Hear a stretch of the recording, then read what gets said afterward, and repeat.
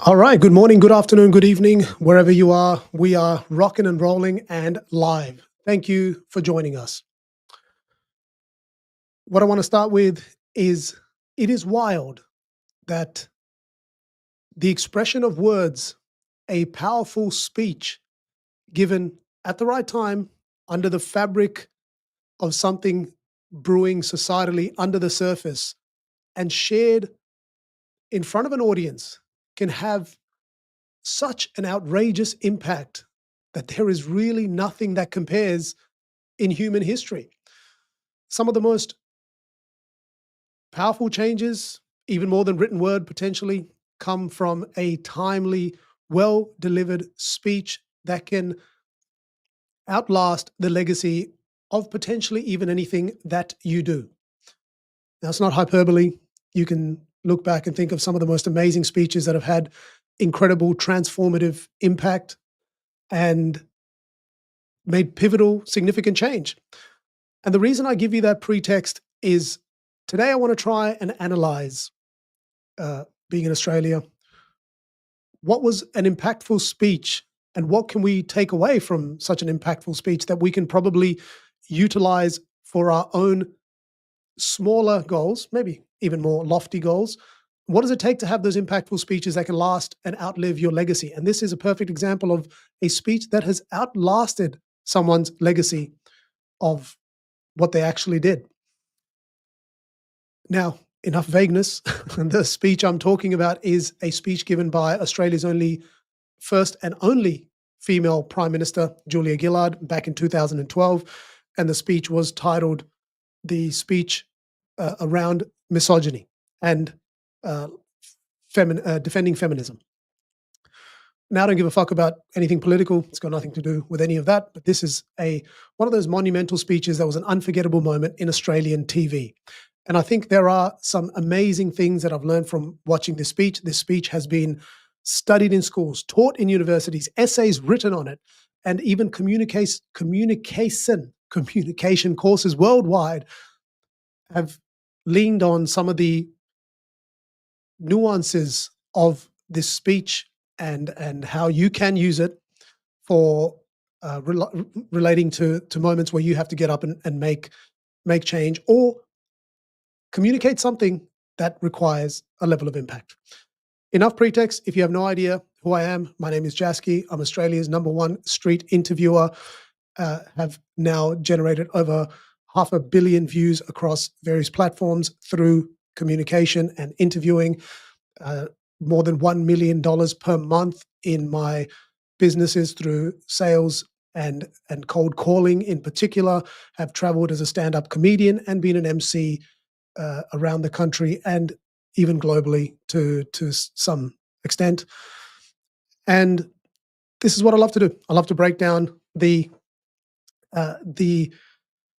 details of what makes great communication skills great, and hopefully we can all borrow from it. Enough rambling. Let's get on with it. So, what I'm going to try and do is I'm going to play it a little bit so you can hear. I've cut up the key parts. It's going to be about 5 minutes, but I'll play some of it so you can listen to it, and then I'll punctuate it with a little bit of commentary as we go. Okay. So bear with me.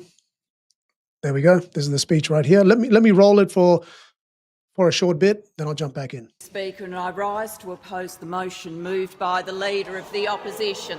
And in so doing, I say to the Leader of the Opposition, I will not be lectured about sexism and misogyny by this man. I will not.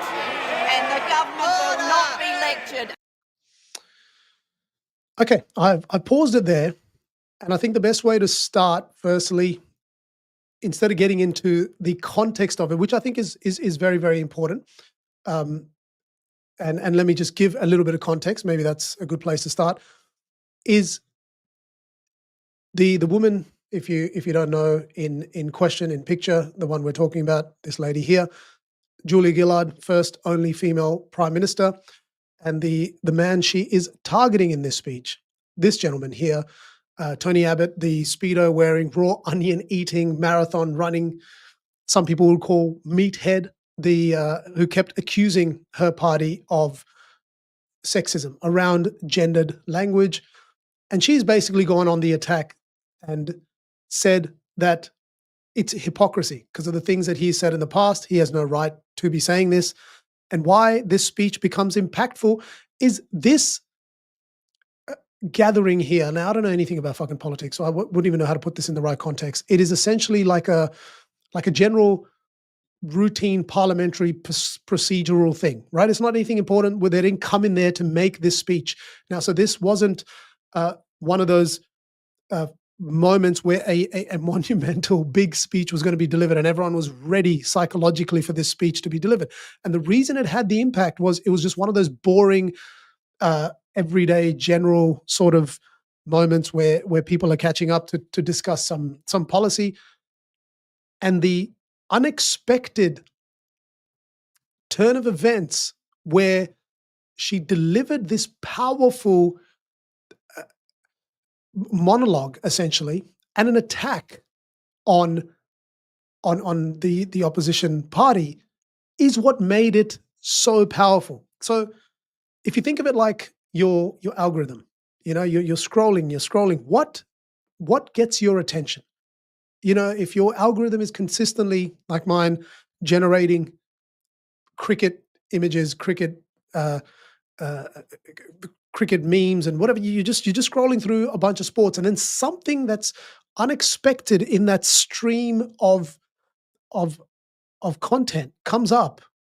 It immediately gives you a second of, oh, this is something I should probably pay attention to. This is something that's interesting that I want to that I should give my attention to here. So it was one of those. Sorry, I was trying to read a comment while talking here, and then I realized the comment's just something spam. So doesn't matter. It was a trigger. It was an unexpected. It wasn't the moment that asked for this speech. It was a moment that made this speech, right? And that's why it landed so hard. No one was emotionally prepared for it. So that's the context of it.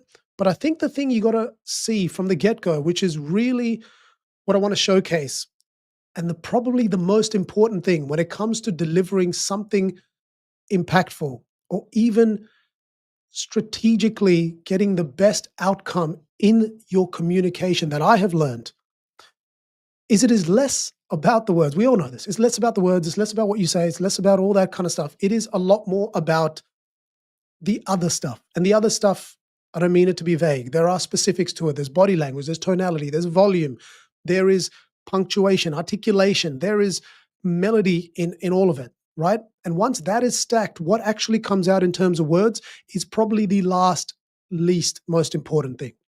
So if you notice here, when she begins this speech, now I have no idea if you can actually see my cursor, so I don't even know. But like I'll talk it through so you know what I'm referring to. She begins this with a very, very neutral posture, but a posture which is not signifying aggression, nor is it signifying a lowering of status. So the way this is done, which also helps her deliver something that is going to be in a moment of tension. There is tension here. No one's expecting this. She's going out on a limb by going on the attack. And I know I'm talking a lot before I let the speech continue, so I will play it. But I think a very important part, and I'll try and scrub through this, is, first and foremost, I'll talk about the neutral posture, which is something I've tried to train a lot. And it is very important when you're trying to have a commanding position to deliver something, is stillness. And the neutral posture is essentially resting a book on your head, keeping your neck straight, and having everything as neutral as possible, but shoulders back and wide, and then being able to walk around the room while balancing the book on your head. Sounds like one of the most fucking stupidest activities, but the reason what it allows you to do is twofold. One is you're not intuitively, a lot of people hunch because when you're tense, you bring your posture, you bring yourself into a little bit of a protective state, right? Because you're worried.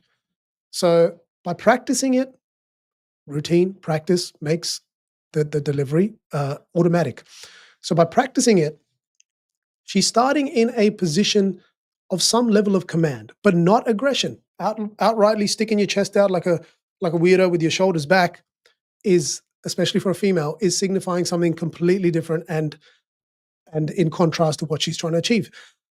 So this is trained.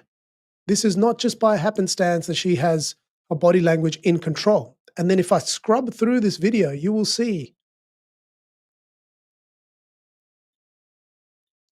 well, I hope you will see, that there is very little movement. Of course, as a prime minister, as someone who does this for a living, you would assume she would, of course, be very well trained. But you will notice this is very different to when you hear someone untrained, someone who has not gone, through the brain is not functioning, not enough caffeine this morning. Someone who has not gone through the rigor of knowing that stillness is the key to composure. Stillness is important in delivering impact, right? If you're fidgeting and your hands are all over the place, you'll see in this entire scrub of this video, she's within the Goldilocks zone, which is hands within the confines of your body, no flipping your hands up top and flailing them around everywhere. That signifies a lack of control. So, and very, very little movement. And she punctuates it when there is a point being delivered. It is very well trained, and that is one of the foundational keys that made this speech as powerful as it was. Your body language does a lot more talking than the words do. Okay, let me play the start again. So we've gone through the body languages. You'll see it's very important, very limited movement of hands, a very, very neutral posture. The neck is always kept very straight and not flapping around, not looking like the floating man outside of the car yard kind of situation. And she is assuming a posture of neutrality, not aggression and not submission. Speaker, and I rise to oppose the motion moved by the Leader of the Opposition. And in so doing, I say to the Leader of the Opposition, I will not be lectured about sexism and misogyny by this man. I will not. And the government will not be lectured about sexism and misogyny by this man. Not now, not ever. So a very important part here is she sets the foundation of what she's going to say without anger. There's no anger there, but it is with complete assertion. It is direct. There is no room for misinterpreting what she's about to say. And it is done, it's cold anger, not hot emotion. Now, I hope the differentiation there makes sense. And in reverse, you will realize that the response of the Speedo-wearing onion eater is made it even more powerful. It's the ridiculous smirk, the responding to something like, this is just stupidity. What the fuck is she talking about? What an idiot. That has made it even more powerful.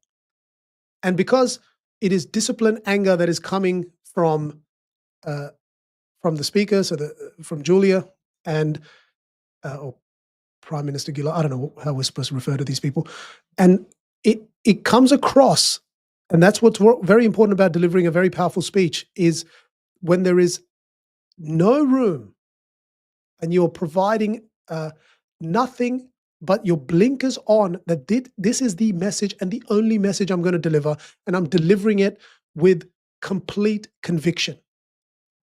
That disciplined anger indicates I have thought about this. It's not me freestyling out of my ass, okay?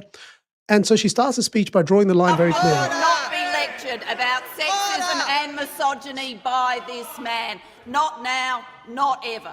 The Leader of the Opposition says that people who hold sexist views and who are misogynists are not appropriate for high office. Now, let's not worry about the wording here. The wording is, of course, important. She has delivered some very important messaging in this speech. But I'm trying to give you the main points of what makes this speech very powerful. Now, let me just go back. There's body language. She's been very clear about what she's going to say. There's no confusion around the message that's going to be delivered. There is the breaking the normal patterns of what people were expecting here. This was going to be your eyes rolling in the back of your head. I'm half asleep, but I'm listening because there's some routine parliamentary boring BS piece of shit that's going to happen. I'm not really that interested in this stream events that are about to occur. She interrupted that pattern by using this as a moment to deliver something that was meaningful to her. So those three things already elevated this speech to potentially elevated to where it became this very, very important speech. But what you'll notice, now let me play it back. Well, I hope you notice. Will not be lectured about sexism and misogyny by this man. Not now, not ever. The Leader of the Opposition says that people who hold sexist views and who are misogynists are not appropriate for high office. Listen to all the interruptions. So her speaking has just started. Now, imagine you're given a period of time that you're allowed to continue talking before someone else has to jump on. But the amount of interruptions that have come in from the get-go is in parallel to what I normally notice when you do, say, stand-up comedy. That's the best parallel I can draw, is the job of a heckler. Everyone's familiar. I don't know why everyone's familiar, but everyone is familiar with hecklers in stand-up comedy. And the joke is, it's the only job where you can yell out at the person that you're not doing a good job. Like, imagine an accountant while, balancing the book, someone's like, you're a fucking shit accountant. Like, it's strange that it is normalized in stand-up. But the reason I bring that up is normally hecklers and people shouting out is to try and test the person who is talking at the time. It's like a little bit of a, when you're starting something, they want to see how much callus you have, how much ability to withstand a little bit of, a little bit of a jab coming your way. Are you able to withstand and still persist with what you're trying to say? And what you'll notice throughout the speech, it starts, the hecklers are yelling. She does not allow them. One, she doesn't address them. Two, she does not allow them to derail what she's about to say. She continues on the freight train of this discipline, anger, and delivery of a very important message without veering off topic. Because what hecklers want to try and do is just test you. They're here to see, okay, this is like a little bit of a hazing phase. Are you going to respond to us interrupting? Is it going to throw you off track? And it does not. Right? She continues on. So let me play it through for a little bit so you can listen to it. Well, I hope the Leader of the Opposition has got a piece of paper and he is writing out his resignation. Because if he wants to know what misogyny looks like in modern Australia, he doesn't need a motion in the House of Representatives. He needs a mirror. That's what he needs. So she carries on. Very important. Don't let the interruptions derail you. It's an important message, and the point of the interruptions is not to actually interrupt you, is to see if you can handle it. And by continuing on, and a thing I wrote down here, her discipline anger is actually kind of terrifying because it showcases that she's thought about it, but the way she delivers it is the actual actionable steps, which is what I want to try and leave you with, is keep your voice steady. There's no rush. There's no yelling. There's no crackling.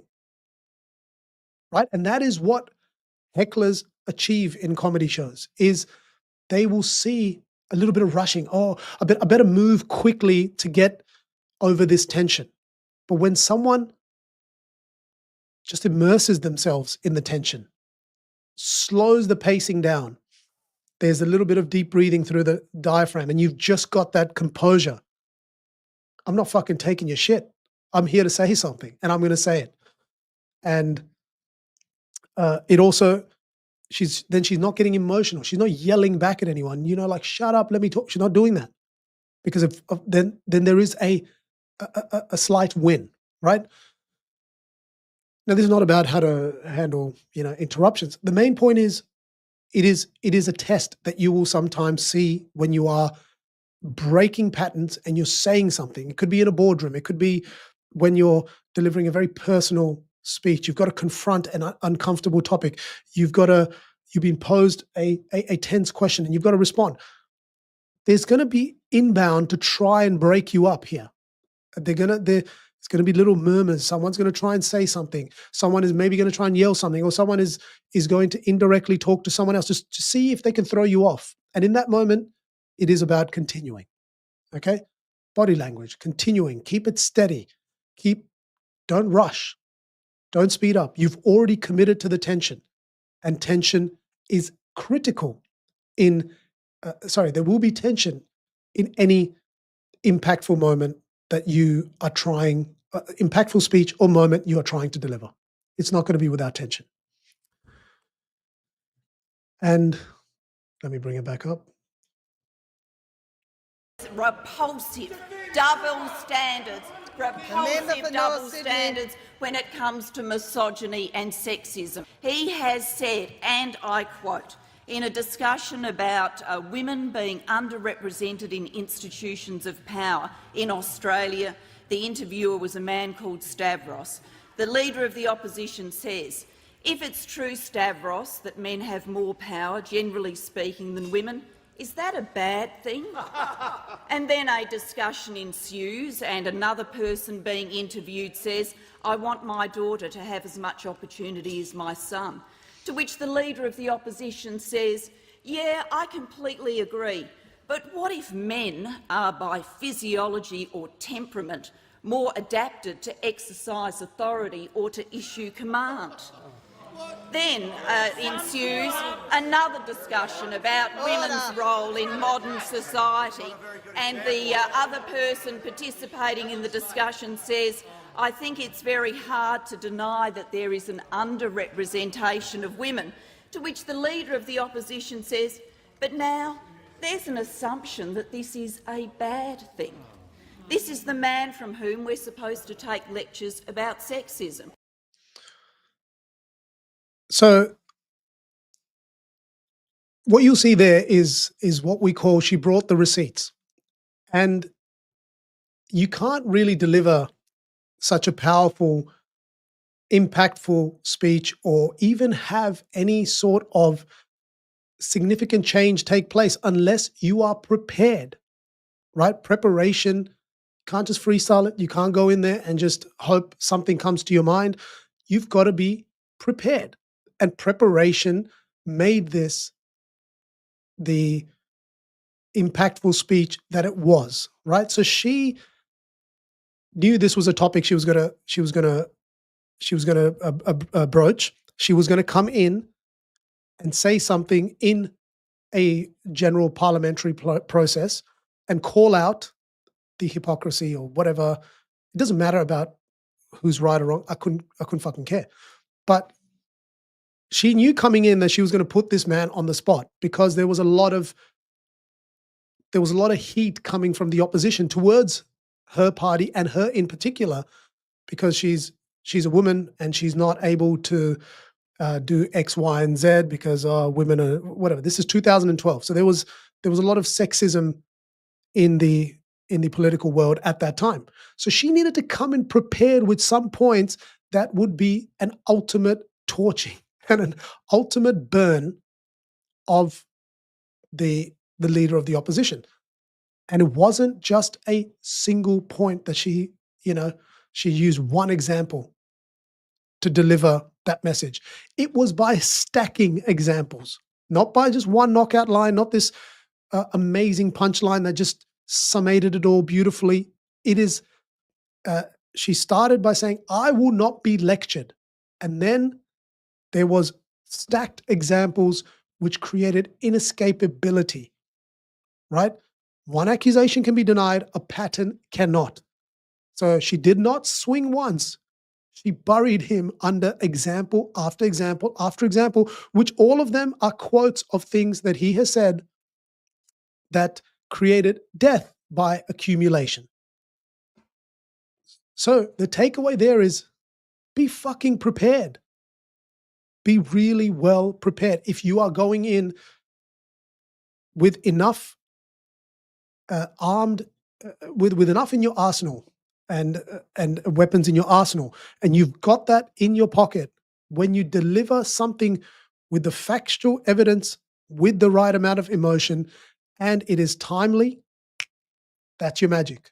But people believe they can go in with limited preparation. This is in-depth preparation.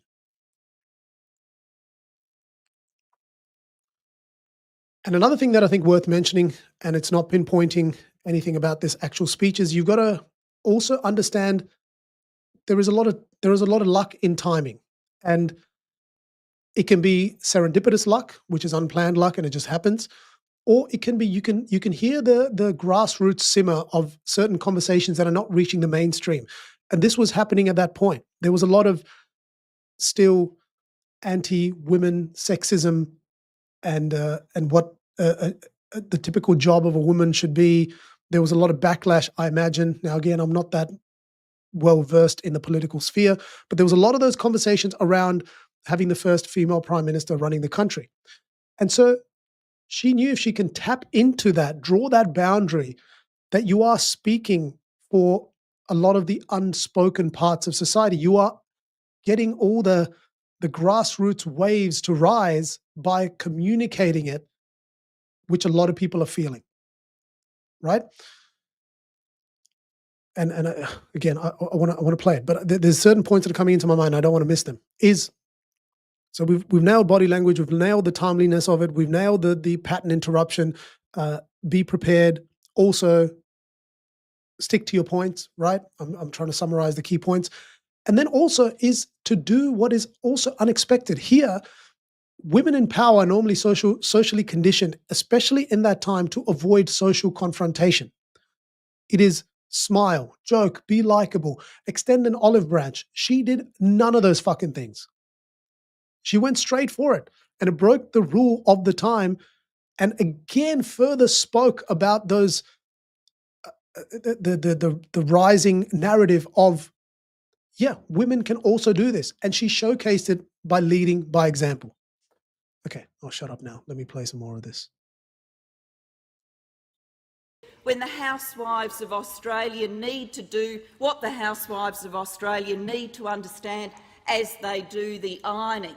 Thank you for that painting of women's roles in modern Australia. See, that's where she delivered it. Great presentation, and then great summarizing with the use of sarcasm. And yeah, preparation.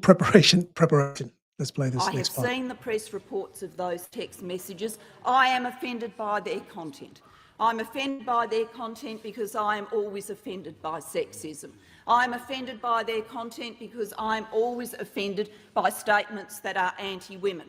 I'm offended by those things in the same way that I have been offended by things that the Leader of the Opposition has said, and no doubt will continue to say in the future, because if this today was an exhibition of his new feminine side, well, I don't think we've got much to look forward to in terms of change conduct. I am offended by those text messages. What's great about that part is she uses the I and the you very, very strategically. I, bringing it back to yourself. You are speaking about yourself. You're not trying to speak about somebody else. For example, how to make $1 billion is very different to how I made $1 billion, right? I'm using $1 billion as the most repulsive example. But there is a slight difference about you sharing your experience, your knowledge, your beliefs, as opposed to trying to impart them upon others. But she's drawing a clear line between I am offended by these things and you are the one that needs to have a level of accountability. And it's the use of the words that creates this amazing contrast. Again, now we're getting into the very detailed semantics of the words that she's used to also make it so much more impactful. And it is an example of someone who's very well trained. Now, she's not reading from a script. She is delivering this essentially improv. She has her notes that she can refer to, but the whole speech is done on the fly. But you can tell she's very prepared. Prepared in the sense there is incredible levels of training. So you've got to practice. She's probably practiced this speech many times before she delivered it. She knew the points she was going to try and make. And then at the same time is to build a pattern of your vocabulary, your ability to navigate those moments where you need to find the right word. Enough pattern recognition and practice and coaching and training meant there was no fillers, there was no ums, there was no ahs. The use of the words of I and you, she knew. I mean, she's done it so many times that you have to. This is your job.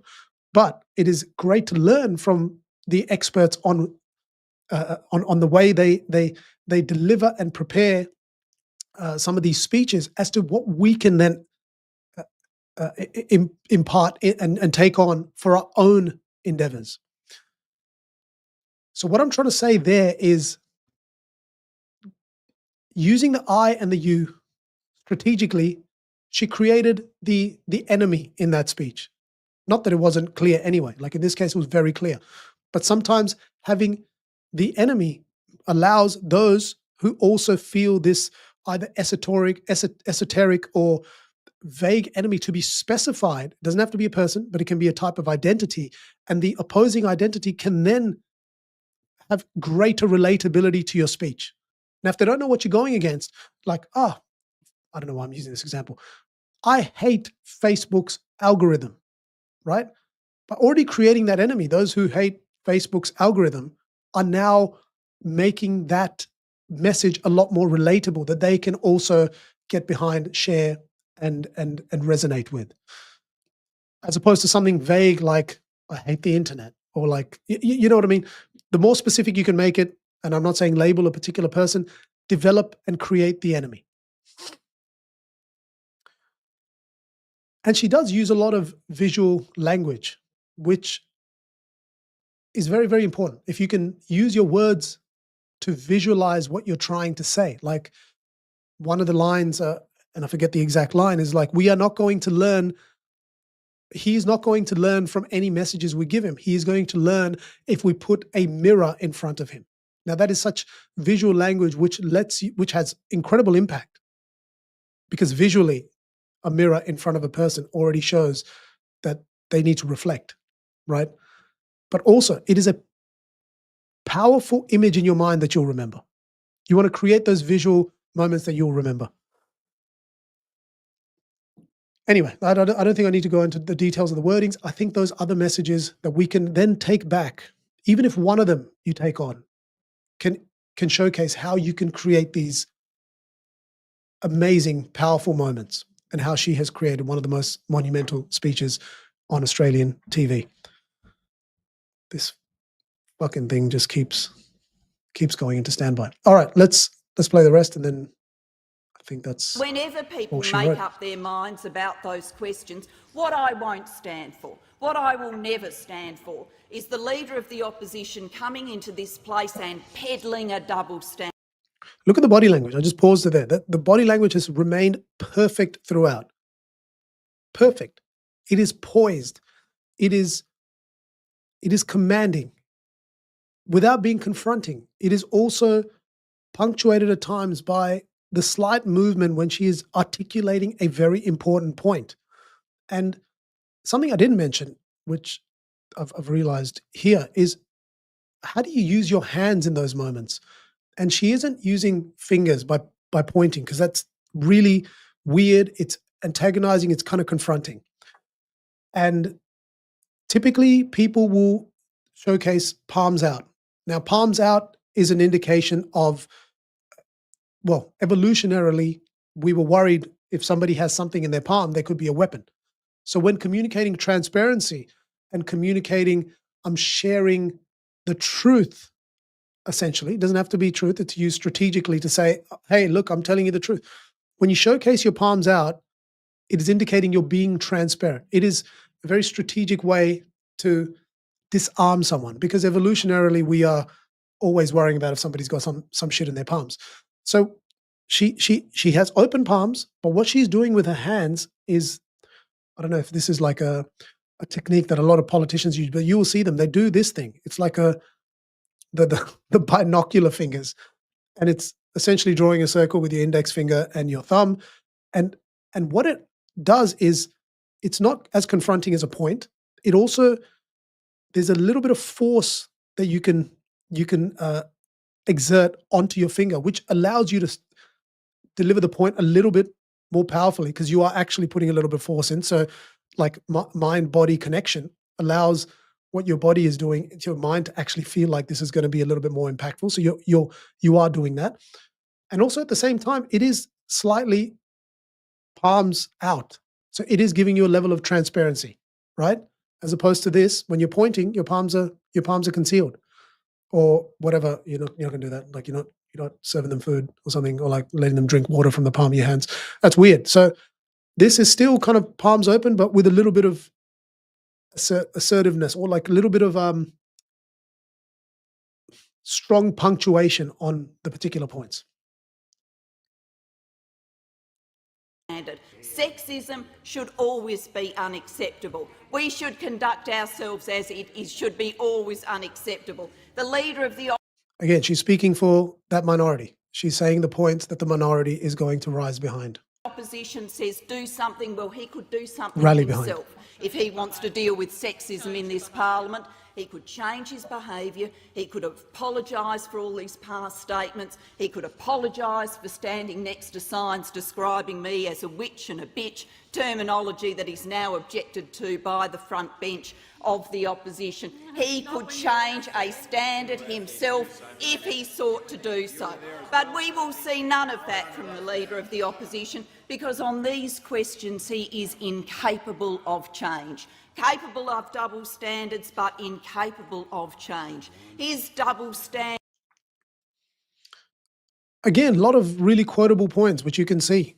And what you'll notice is she's delivering it with great impact. And I don't need to keep harping on it and repeating the same thing, but she's delivering the whole thing very melodically with great impact. So if you are making a powerful point, you can't veer away from the point. You can't drop your level of energy, regardless of whatever tension or whatever uncomfortable moment you've already immersed yourself in. She's riding it with that level of disciplined anger, with the control, with the command, with the fact that I have thought about this and I know what I'm delivering. And also leaving these quotable moments about double standards, mirrors, and there was another one in there which I forget now, but I think I wrote it down somewhere. Yeah, he's big on lecturing. Yeah, he's big on lecturing about responsibility, little on taking responsibility. It's quotable moments which people will share. If you can add them as part of your speech, takes it a little bit further. People love these little snippets, these memes. Standards should not rule this parliament. I believe is the path forward for this parliament, not the kind of double standards and political game playing imposed. This is the last part of it, so I'll just let it play through. By the Leader of the Opposition, now looking at his watch because apparently a woman's spoken too long. I've had him yell at me to shut up in the past, but I will take the remaining. I know I said I was going to play that through, but that's the fucking best bit. I love that. So I don't know how many minutes we were through that speech. I've obviously cut up specific parts, probably like 15 minutes into that speech. And then look at this. There's a little bit of a smile because she delivered an incredible joke at the end, which summarized the whole thing so succinctly. That's why it's such a beautiful speech. Passion, clear point up front, examples throughout, preparation, bang, bang. I've brought the receipts. I know what I'm talking about. Here's the things you've said. And it makes you look like a fucking idiot. Then going into more of an onslaught around what we should expect someone in this position to be. So now you're setting up the expectation. And then right here, and if you miss the joke, I'll play it again. It's so good. Political. Not the kind of double standards and political game playing imposed by the Leader of the Opposition. Now looking at his watch because apparently a woman's spoken too long. I've had him yell at me to shut up in the past, but I will take the remaining seconds of my speaking time to say to the Leader of the Opposition, I think the best course for him is to reflect. How good. What a great joke that he's looking at his watch because a woman has spoken too long. Just summarizes the whole thing in the greatest punchline. How how amazing. And the fact that she even laughed, it elevated the tension to a certain point, and it wasn't like she was trying to release the tension. It still did. It it's it summarized the point really well, but allowed everyone to now have another moment which they will remember that speech for. Right? If you can create that incredible punchline or a joke which makes people laugh, so yes, it does diffuse tension, but also it is so memorable because you summarize the whole thing as this again a targeted joke at the person. Now we don't even know if he was doing that. I don't even know if he was looking at his watch saying, "Oh, it's fucking gone too long." They probably look at it all the time, but amazing, how good. And now this part I just want to play to showcase how she ends the speech because start and end, two most important parts of the speech. How do you start it? Get the attention. What do you summarize your point as quickly as possible, and how do you end it? On the standards he's exhibited in public life, on the responsibility he should take for his public statement. The fuck was that? Oh, here. This is the end. Think seriously about the role of women in public life and in Australian society because we are entitled to a better standard than this. Amazing. Okay, so let's just showcase how that's ended again. Should think seriously about the role of women in public life and in Australian society because we are entitled to a better standard than this. So again, ended with a kind of a mic drop. The same point at the start. I will not. This is not the role model for behaving appropriately when it comes to genders. And then at the end, we should have better standards than this man. So, and it wasn't ended like wrapped up neatly. I want to seek some applause. We're going to conduct with some hope, or I'm giving you some uh, amazing highfalutin lecturing that she's trying to avoid. It just ends with this unresolved ending, but it's like a forced reflection because you end it, and then that's it. She just dropped it, walked away, and the way it was ended was for obviously the word was used to reflect, but it allows people to reflect. There was no resolution. She didn't try it. Ended with some. This is what I want the resolution to be. I have mapped it out for you, and it's ending on this one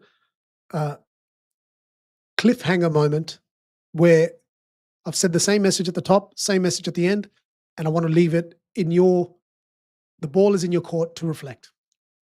Great ending, right?